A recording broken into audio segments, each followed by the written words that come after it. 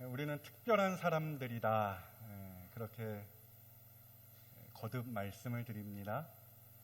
그냥 세상에 뿌려진 낙엽과 같이 의미 없는 그런 나그네들이 아니라 우리는 하나님의 그 큰 사랑을 인하여 택하심을 받고 거듭난 사람들입니다.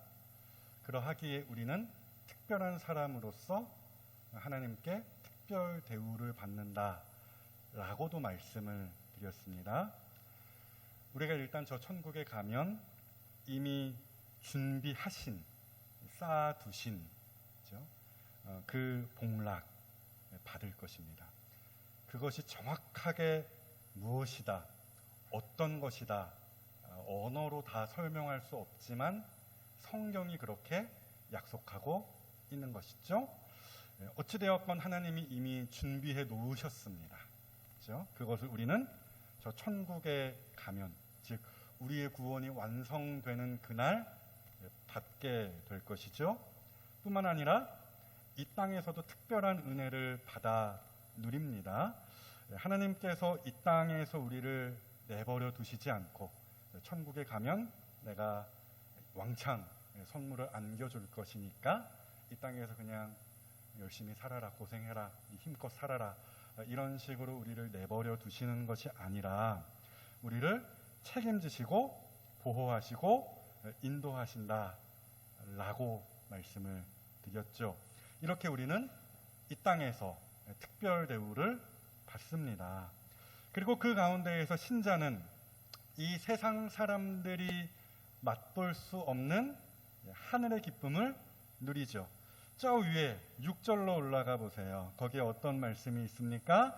너희가 이제 여러 가지 시험으로 말미암아 잠깐 근심하게 되지 않을 수 없으나, 근심할 일이 많다라는 것이죠. 이제 지난번 이제 본문이었어요.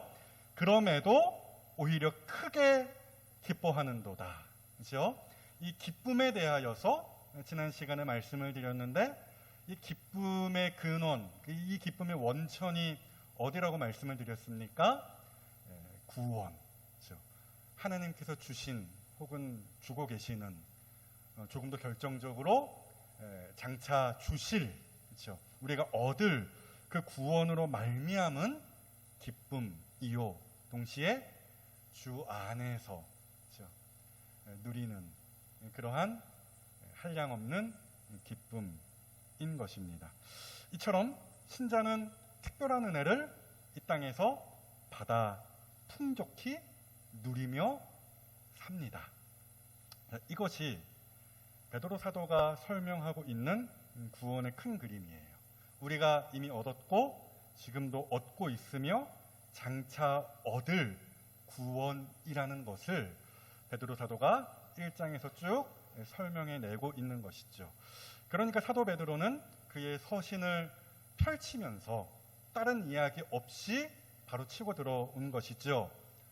우리가 누구인지, 구원받은 성도가 어떤 사람들인지, 또 우리가 얻은 그 구원이 어떤 것인지를 쫙 이야기를 해주는 것이에요. 그리고 사도 베드로는 이 지점에서 한 걸음 더 나아갑니다. 더 나아가서 성도들에게 제시해 주는 것이죠. 뭘 제시하겠습니까? 한번 먼저 따라해 보실까요? 따라해 보세요. 어떻게 살아야 하는가? 그렇죠. 우리가 이런 신분을 가지고 이런 구원의 큰 은혜를 받은 자들로서 이 세상 속에서 어떻게 살아야 하는가에 대한 이야기를 이제 사도 베드로가 펼치는 것입니다. 자, 그렇죠. 분명 당시 성도들, 이 베드로 전서, 이 서신을 받고 있는 성도들은 고난 중에 있었다라고 말씀을 드렸어요.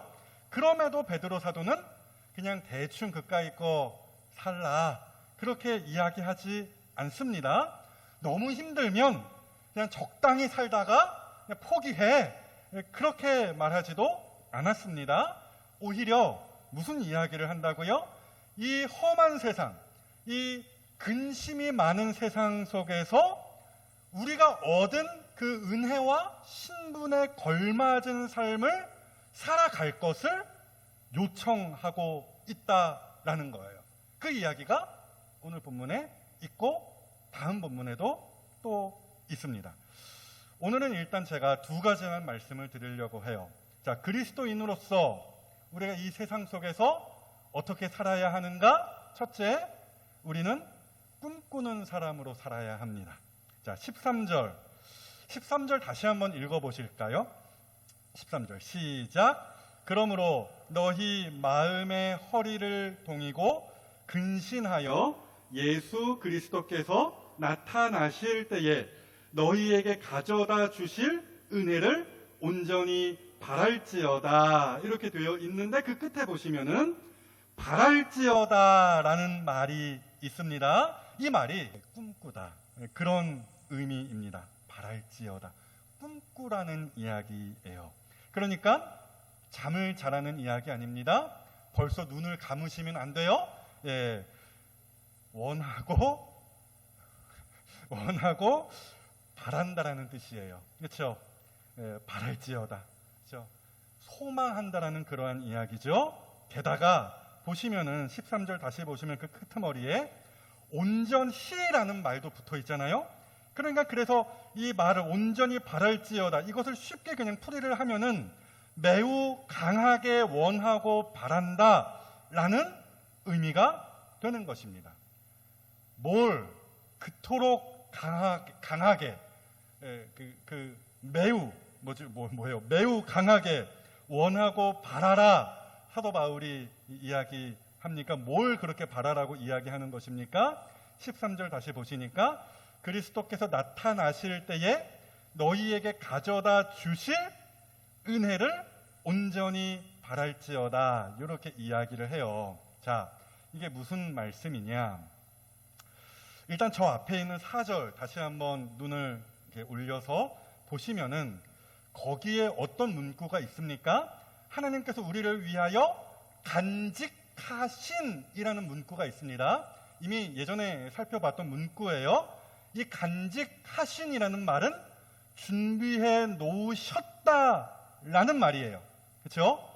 완료형입니다. 이미 하나님께서 우리에게 주실 그 천국의 복락을 저 하늘에 쌓아두고 계신다라는 말씀이에요. 그런데 재미있는 게 무엇이냐면 오늘 본문을 다시 13절 눈길을 줘보세요. 이렇게 표현이 되어 있어요. 너희에게 가져다 주실 은혜. 너희에게 가져다 주실 은혜라고 사도 베드로가 표현했는데 이것이 무엇과 상통하는 것입니까? 방금 제가 언급해드린 하늘에 쌓아두신, 이미 준비가 완료된 그 복락과 관련이 있는 것입니다. 그러니까 그것이 이것입니다. 이것이 그것이고 그것이 이것입니다. 지금 사도 베드로가 같은 말을 반복해서 표현하고 있는 거예요. 그 은혜가 이 은혜인데, 신기하게도 사도 베드로는 이 13절 이 대목에서 가져다 주실이라는 이 대목에서 현재형을 쓰고 있더라, 그 말씀입니다. 그러니까 저 천국에 가면 우리가 하나님께서 준비해 놓으신, 이미 완료하신 그 복락을 받죠. 그럼에도 베드로가 이렇게 설명을 하는 거예요. 그 준비된 그것을 현재 우리가 받고 있습니다 라고 이야기하더라는 것이죠. 그렇죠? 이게 무슨 이야기입니까? 이렇게 생각하시면 되겠습니다. 하나님께서 천국의 온갖 좋은 것을 이미 준비해 놓고 계시죠? 그런데 하나님께서 우리에게 현재적으로 조금씩 미리 그 준비해 놓으신 것을 맛보여 주신다라는 말씀이에요. 제가 예를 하나 들어볼까요? 제가 어렸을 적 이야기 조금 해보겠습니다. 어렸을 적, 여러분들도 그렇게 차이가 나지 않을 것 같지만, 어렸을 적 소풍을 가면 보통 우리 부모님들이, 어머님들이 뭘 싸주셨습니까? 김밥, 그쵸? 저도 그랬습니다. 어렸을 때, 초등학교 때 국민학교였어요. 저 때. 국민학교 때 소풍을 이제 간다 그러면 어머니께서 김밥을 싸주셨습니다. 그래서 소풍날 아침이 되어서 일어나 보면은 이미 이 부지런한 저희 엄마께서 김밥을 열심히 새벽부터 준비하셔서 쌓아 놓으셨어요. 다 이렇게 잘라서 이렇게 도시락통, 무슨 그 로봇 그려져 있는 그런 도시락통에 다 이렇게 정갈하게 담아 놓으셨죠. 그런데 저희 어머니께서는 참 친절하시게도 김밥의 재료 일부를 남겨 놓으셨어요. 다 싸지 않고 남겨 놓으셨어요. 그래서 제가 좋아하는 햄이라든지 계란이라든지 맛살이라는 이러한 재료들, 아침에 눈 뜨고 일어나 보면은 그 식탁에 이렇게 놓여져 있는 것이죠. 그렇죠? 그래서 제가 일어나서 엄마에게 이야기를 합니다. 엄마, 여기에 있는 이 맛살, 이 계란, 이 햄, 길게 이렇게 잘라져 있는 그 뭔지 아시죠? 그거 내가 먹어도 돼요? 이렇게 이야기하면 저희 엄마는 먹어, 이렇게 하시면서 준비된 것을 내어주세요. 자, 보세요. 제가 분명히 완성된 김밥을 먹은 건 아니에요. 준비 완료된 그 김밥은 어디 가서 먹습니까? 나중에 소풍 가서 먹습니다. 그런데 저는 그 아침에 현재적으로 그 김밥의 일부분, 그렇죠? 그 김밥의 자투리, 그것을 먹은 거예요. 즉, 김밥을 먹기 전에 미리 그 김밥의 일부를 맛본 것이죠. 뭔 얘기를 하시는지 좀 이해가 가시겠습니까? 여러분, 무슨 얘기냐면은 똑같아요. 그 원리가요. 자, 신앙생활이라는 것이 무엇입니까? 신앙생활을 우리가 어떻게 규정할 수 있겠습니까? 그냥 막 성경을 외우는 것입니까? 성경만 보면 되는 것입니까? 하루에 기도 몇 시간 했다, 뭐 이거 자랑하시면 되겠습니까? 맞아요. 그거 신앙생활 맞습니다. 그럼에도 저는 오늘 본문을 빌어 설명해 드리면은 신앙생활이란 무엇인가, 하나님께서 우리에게 열어두시고 우리에게 허락하시는 그 신앙생활이라는 것이 무엇인가, 천국에서 최종적으로 그날 맛볼 그 맛을 이 땅에서 현재적으로 미리 맛보는 것이다. 저는 이렇게 말씀드리고 싶어요. 천국에 가면은 하나님께서 이미 준비하신, 완료해 놓으신 그 복락이 분명히 있어요. 우리 거기 가면은 실컷 배 터지게 먹을 거예요. 영원히 먹을 거예요. 그런데 그게 다가 아니다. 사도 베드로가 이야기하는 거예요. 신자는 이 땅에서 신비롭게도 천국의 그 맛을 미리 보며 살아간다라는 이야기를 우리에게 들려주는 것이죠. 모르시는 이야기가 아니죠. 이런 표현 그래서 쓰곤 하죠. 주 예수와 동행하니 그 어디나 하늘나라. 어디가 하늘나라입니까? 가보셨어요? 아니죠. 하늘나라와 같은 천국의 맛을 우리가 주 예수 안에서 받아 누린다라는 이야기잖아요. 마치 하늘 위를 걷는 것 같은 그런 천국을 사는 것 같은 그러한 경험, 그러한 삶, 그렇죠? 간 것은 아닌데 가서 완료된 것, 준비되어 있는 것을 우리가 열심히 따먹는 것은 아닌데 이 땅에서 놀랍게도 우리는 그 천국의 일부분을 콕 찍어서 맛보곤 한다라는 거예요. 하루에 기도 몇 시간을 하고 말씀에 푹 파묻혀 살아도 피곤하기는커녕 도리어 힘이 넘치죠. 찬송가도 그런 고백 있잖아요. 밤낮 불러서 찬송을 불러드려도 늘 아쉰 마음 뿐일세. 밤낮 찬송을 불러도, 그렇게 말씀을 보고 공부를 해도, 예배를 드려도 저 문을 나갈 때 어떤 마음이 든다고요? 쉬워요. 그렇죠? 의에 줄이고 목이 마른 것이죠. 왜요? 한번 찍어 먹어봤거든요. 그 맛을 알거든요. 그러니까 자꾸 또 먹고 싶은 거예요. 그렇죠? 여러분 제일 좋아하시는 음식이 뭐가 있으세요? 어찌되었건 너무 배고파요. 누가 요만큼 이렇게 포크로 찍어가지고 입에 쏙 넣어줬어요. 그럼 뭐라고 이야기하시겠어요? 이 맛이야. 충분했어. 이렇게 하시겠어요? 아니죠. 더 달라고 하시겠죠. 이게 그 이야기예요. 의에 줄이고 목마르다. 그렇죠? 아쉰만 뿐일세. 이런 거예요. 그렇게 기도할 때마다, 말씀을 가까이 할 때마다 기쁘고 즐겁고 행복해요. 그래서 우리는 더욱 기대를 하는 것이죠. 뭘 기대하게 됩니까? 여기에서 이렇게 하늘의 기쁨을 찍어서 맛보는데 저 천국에 가면 얼마나 배 터지게 먹을 수 있을까? 저 천국에 가면 얼마나 행복할까 하면서 신앙생활을 하면 할수록 우리 안에 뭐가 생겨나요? 기대감이 생겨나죠. 어디를 향한? 저 천국을 향한 기대감이죠. 이것이 바로 저번에 배웠던 산소망과도 이어지는 말씀이에요. 그렇게 하나님을 알아가고 하나님을 더욱 사랑하고 예수님을 더욱 신뢰해 가면서 우리의 삶을 그렇게 하나님께 맡겨드릴 때에 내 안에 천국에 대한 소망이 꿈틀거리는 것이죠. 그것이 자라나는 것이죠. 죽어지는 게 아니라, 꺼져가는 것이 아니라 더욱더 살아서 활개를 치는 거예요. 그래서 베드로가 그것이 바로 산소망이다 가르쳤어요. 또한 이 땅에서 신자가 누리는 그 기쁨과도 직결되는 이야기입니다. 그 기쁨 통하여서 우리가 주 안에서 기쁨을 누림으로, 또 우리가 구원으로 말미암은 기쁨을 누림으로 자연스럽게 우리가 뭘 소망하게 됩니까?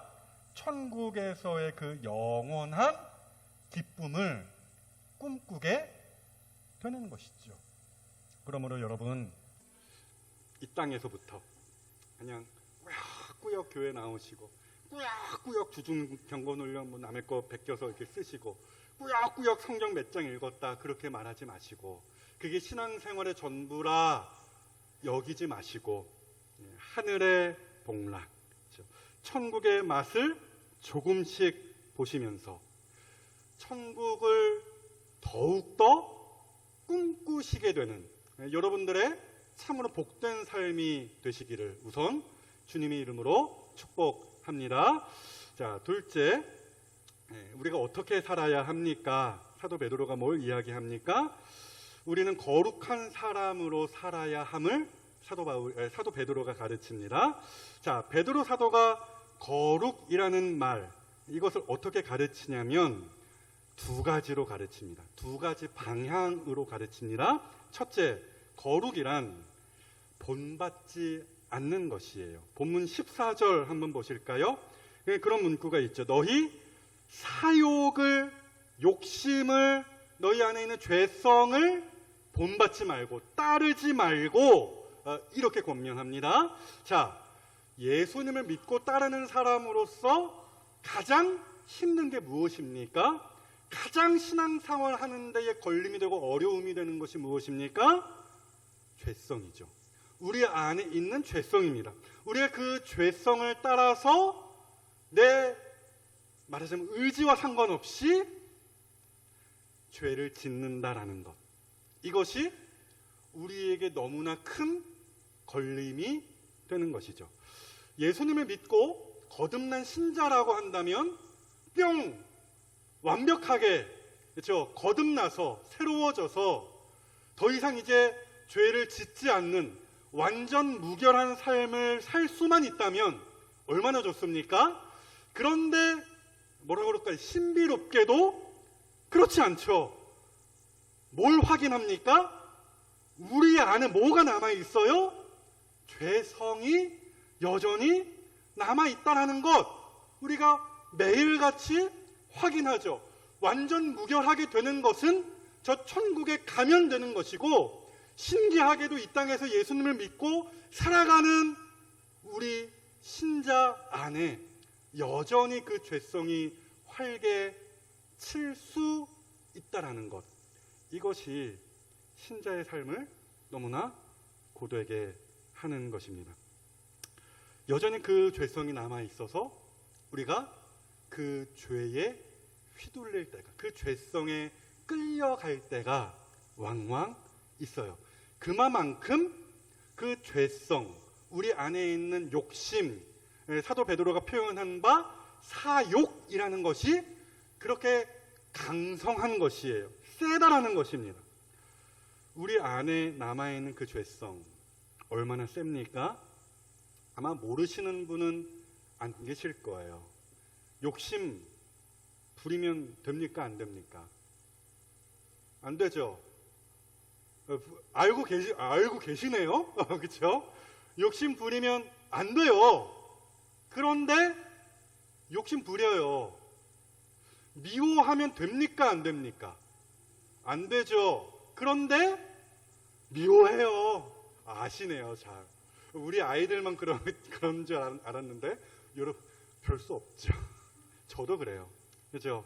하여튼 안 돼요. 뭔가가 안 돼요. 하나님의 말씀 뭔지 다 알아요. 모르는 거 거의 없으실걸요? 그런데 힘들어요. 그 말씀을 따르는 게 힘들어요. 사욕을 본받지 않는 것, 죄성을 따라가지 않는 것, 그것이 너무 힘들다, 어렵다라는 거예요. 그래서 사도 바울이 이것이 얼마나 어려웠으면 뭐라고 고백했습니까? 로마서 7장에서 내가 원하는 바 선은 행하지 아니하고 도리어 원하지 아니하는 바 악을 행하는도다. 그 대단했던 사도 바울도 죄를 피하는 일이 그렇게 어려웠다라는 사실을 우리가 확인하는 거예요. 여러분, 그렇다면 어떻게 해야 됩니까? 사욕을 따르지 말라 사도 베드로가 우리에게 명령했어요. 그럼 우리가 어떻게 해야 됩니까? 우리를 계속해서 공격하는, 우리를 어떻게 해서라도 발목을 잡으려고 하는 그 죄성에 대해서 우리가 어떻게 상대해 줘야 하겠습니까? 피나게 싸워야죠. 그렇죠? 피 흘리기까지 싸워야 하는 것이죠. 그렇죠? 맞습니까? 예, 피 흘리기까지 우리 안에 있는 죄성과 우리는 싸워야 하는 것이에요. 그래서 한 번만 따라해 보실까요? 주먹을 좀 이렇게 쥐시고 올리시고, 자, 따라해 보세요. 나가자. 깜짝 놀랐습니다. 싸우자. 이기자. 그렇죠? 사도 바울이 그 얘기를 했어요. 고린도 전서 9장에서 뭐라고 이야기를 했냐면, 내가 내 몸을 쳐서 복종시킨다. 여러분 잘 아시죠?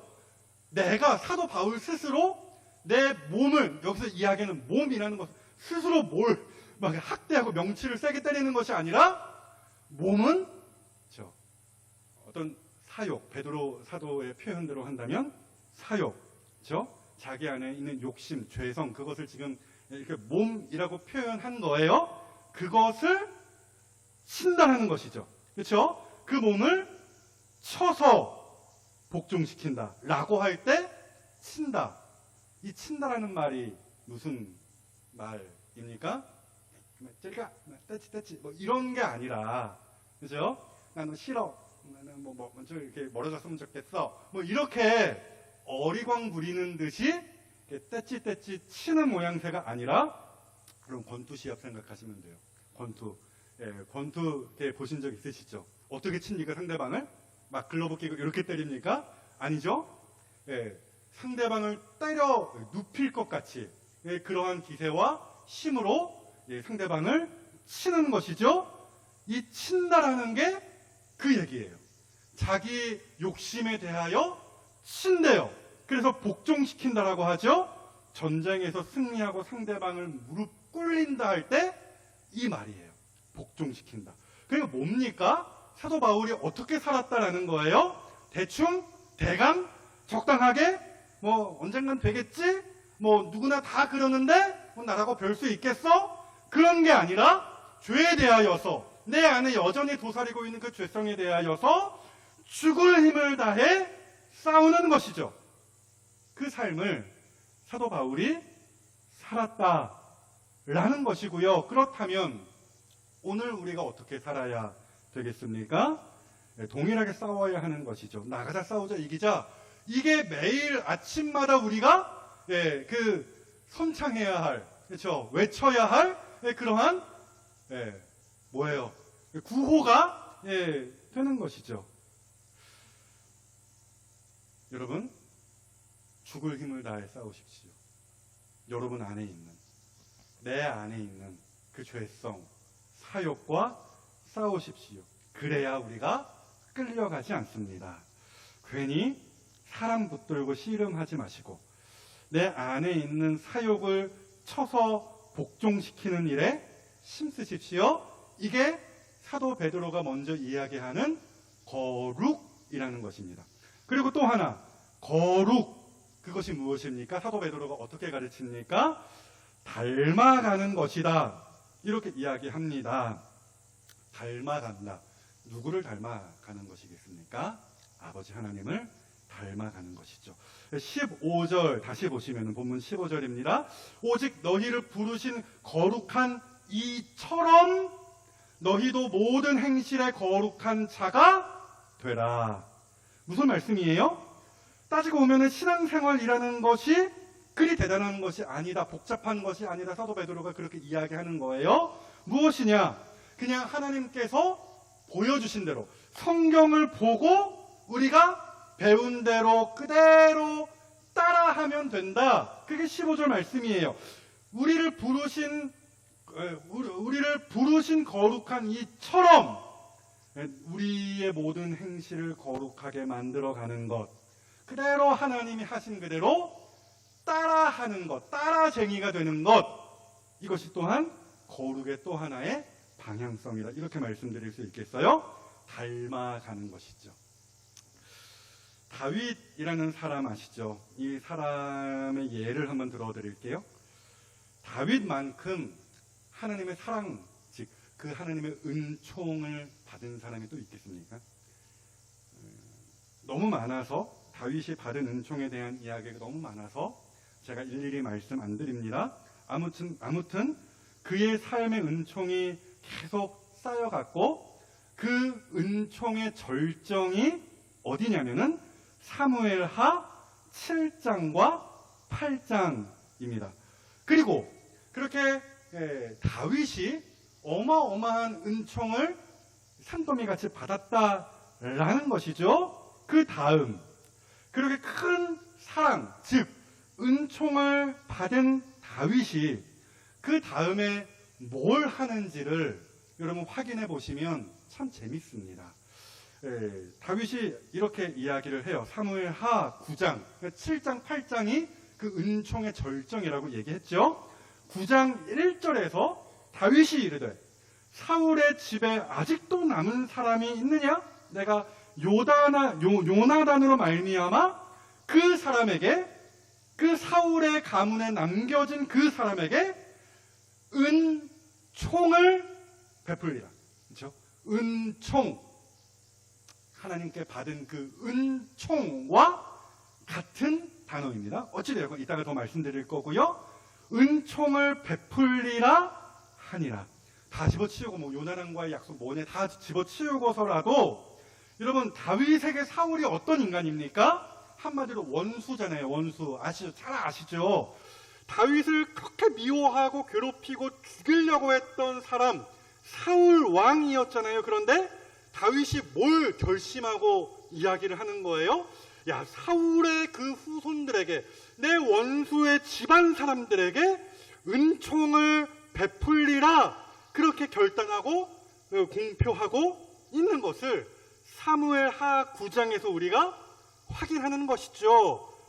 배운 거예요, 여러분. 그렇죠? 하나님께 그 많은 은총을 받아 누렸어요. 그 절정의 7장과 8장이라고 했죠. 그 큰 은총을 받은 그 다윗이 배운 대로 사는 거예요.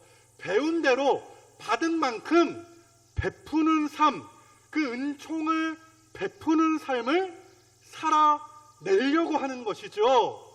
하나님을 그대로 따라하려고 하는 그 모습의 현장을, 그 삶의 현장을 우리가 9장으로 넘어가자마자, 사무엘하 9장으로 넘어가자마자 확인할 수 있는 것이죠.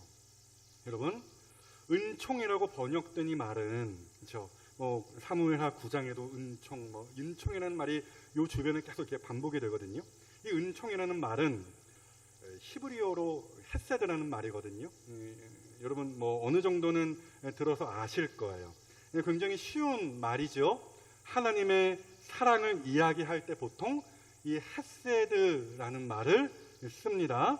자, 그런데 그 헤세드, 그 하나님의 사랑이 어떠한 사랑이었는지, 그 은총이 어떠한 은총이었는지 여러분 아십니까? 하나님의 은총은, 하나님의 그 사랑은, 하나님의 그 헤세드는 원수를 사랑하는 헤세드였습니다. 그렇죠? 그 원수가 누굽니까? 다윗이죠. 다윗을 포함한 우리죠. 로마서 5장에서 뭐라고 말씀해요? 우리가 하나님과 어떤 사이였다라고 이야기합니까? 원수지간이었다라고 이야기합니다. 그렇죠? 아시죠? 로마서 5장 10절이죠. 곧 우리가 원수 되었을 때, 그렇죠?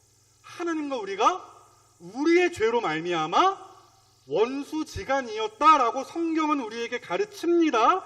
그런데 그의 아들의 죽으심으로 말미암아 하나님과 화목하게 되었다라고도 이야기합니다. 그렇죠?